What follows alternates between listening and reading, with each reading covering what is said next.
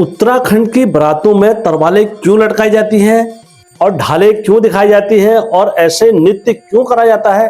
क्या इसके पीछे कोई 1000 वर्षों का पुराना राज है? आखिर झोलिया नृत्य केवल एक नृत्य या मनोरंजन का साधन है या इससे कोई हमारे हजारों साल पुराना कोई इतिहास जुड़ा हुआ है?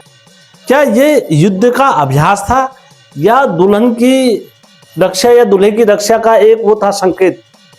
नमस्कार दोस्तों, मैं हेमचू पहाड़ी एक बार फिर आप लोगों के समक्ष प्रस्तुत हुआ हूं।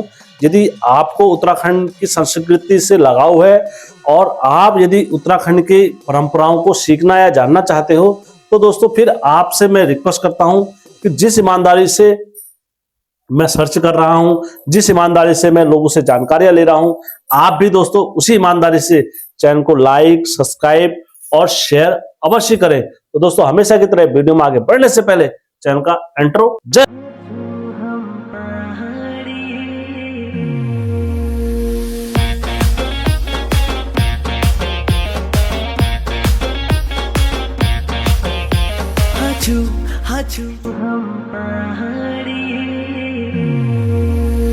जय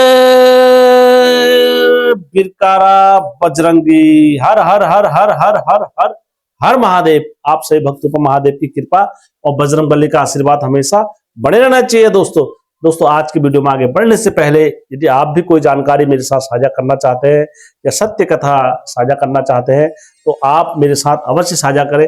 मेरा यकीन माने दोस्तों, मैं उसे सत्य समझ के ही चैनल पर अपलोड करता हूं। दोस्तों मैं इस वीडियो में जो कुछ भी बोलूंगा उत्तराखंड की परंपरा और उत्तराखंड के बुजुर्गों के कहावत और किस्से के अनुसार मैं इस चीज का वीडियो बनाऊंगा। इससे किसी व्यक्ति विशेष को टारगेट समझकर मैं इस वीडियो को नहीं बना रहा हूं। तो दोस्तों आइए वीडियो प्रारंभ करते हैं। झोलिया नृत्य क्या है आखिर और क्यों इसे हमारे पूर्वज शादी बारातों में बजाया करते थे, इस वीडियो में मैं आपको बताऊंगा। दोस्तों झोलिया नृत्य क्या है आखिर, पहले इस बारे में हम बात करते हैं।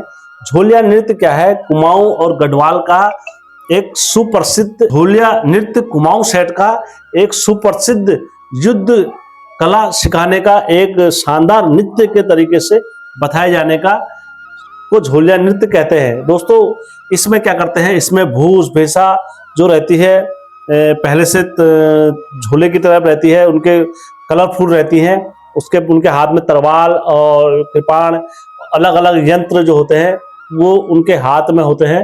तो उसको पहनकर वो नृत्य करते हैं अपनी पहाड़ी कुमाऊं संस्कृति में। साथ ही ये युद्ध जैसी मुद्राएं प्रस्तुत करते हैं। प्रस्तुत करने के बाद वो ढाल, तरवाल ये सारी चीजें लेकर आगे आगे लोगों को दिखाते हैं। दोस्तों इसका इतिहास क्या है?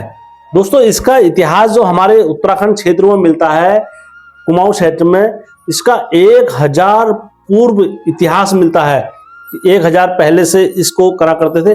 बाद में इसे चंद्र शासकों के द्वारा, कत्यूरी शासकों के द्वारा इसे अपने विवाह और अपने निजी कार्यों में इस्तेमाल करा गया और इस नृत्य को, झोलिया नृत्य को ऐसे तरीके से करा करते थे जैसे लोक परंपरा के हिसाब से आज के समय में हम नृत्य करते हैं। पहले से हमारे बुजुर्ग लोग इस नृत्य को देखा करते थे। दोस्तों यह आज भी इस नृत्य का प्रयोग शुभ कार्य, जहां विवाह हो रहा हो या कोई देव यात्रा या कुछ भी इस तरीके से निकलते हैं तो इस नृत्य का प्रयोग उस क्षेत्र में, उस जगहों पर करा जाता है, पहले से बोला करते। दोस्तों अब इसे हम बारात में ही क्यों बजाते थे, ये सबसे बड़ा प्रश्न है।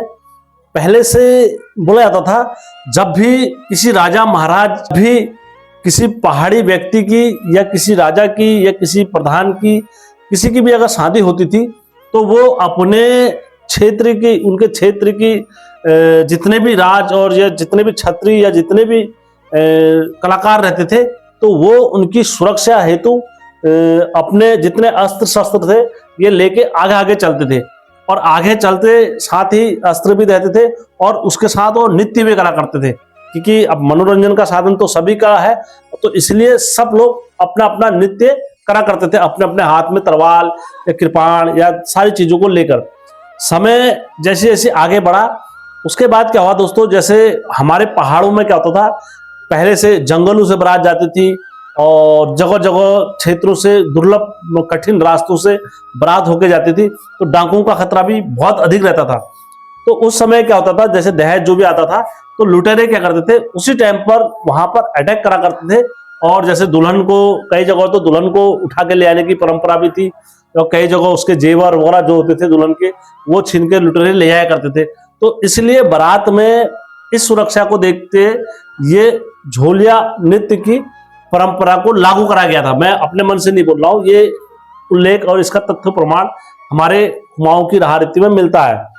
और दोस्तों कई स्थानों पर यह बोला जाता है, जब भी झोलिया नृत्य या परंपरा के अनुसार अगर करते हैं बारातों में, तो नकारात्मक शक्ति या नकारात्मक ऊर्जा कभी भी तुम्हारी बारात में, या कोई दुराचार या गलत चीज की शक्ति तुम्हारे शुभ कार्य में विघ्न नहीं पड़ता है, क्योंकि वो तरवाल, कृपाण, ढाल ऐसी चीजों को देखकर क्या हो जाते हैं, वो दूर भाग जाते हैं नकारात्मक शक्तियां।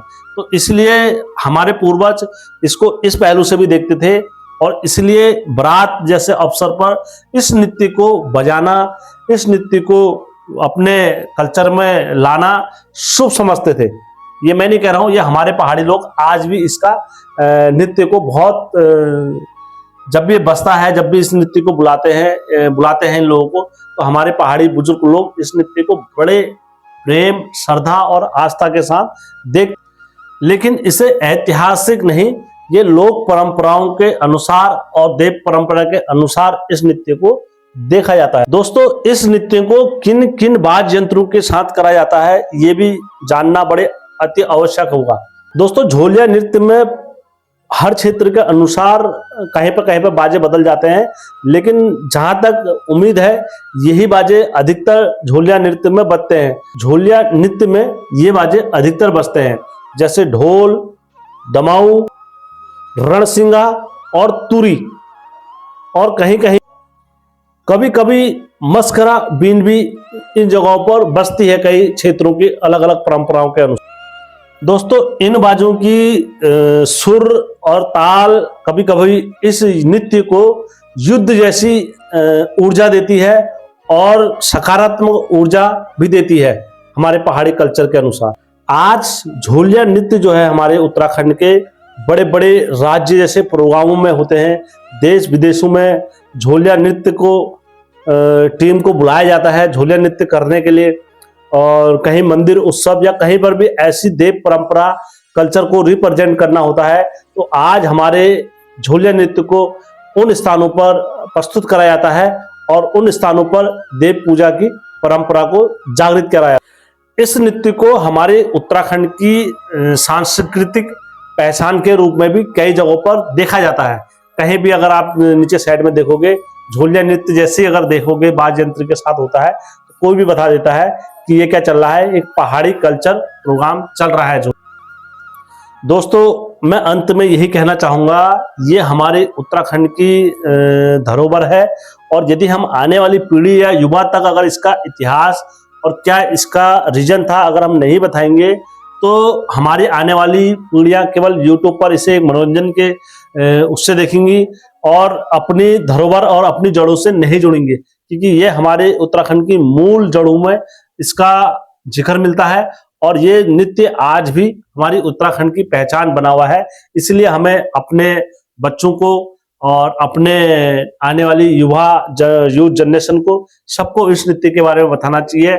और यदि ये वीडियो आपको अच्छा लगा होगा, अपनों के साथ, परिवार वालों के साथ, घर वालों के साथ शेयर अवश्य करना, और कमेंट मुझे अवश्य देना कि ये सीरीजें आपको कैसी लग रही है, कि आपको अपने उत्तराखंड के बाजों के बारे में मैंने बताया, उत्तराखंड की जागरों के बारे में मैंने बताया, अब मैं आपको नृत्यों के बारे में, हमारे उत्तराखंड के लोक गायनों के बारे में आपको बताना चाह रहा हूं, कैसे कैसे हमारे उत्तराखंड में नृत्य बाजे बजते हैं। दोस्तों वीडियो अच्छा लगा होगा, अपनों के साथ, घर वालों के साथ शेयर अवश्य करना। जय उत्तराखंड, जय देवभूमि।